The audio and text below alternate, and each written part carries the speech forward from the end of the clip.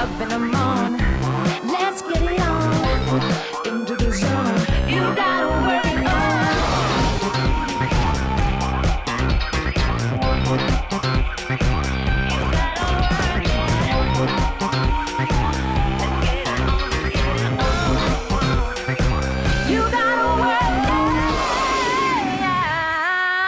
كرانش من الأحد إلى الخميس في الأوقات التالية على فيزيك تيفي.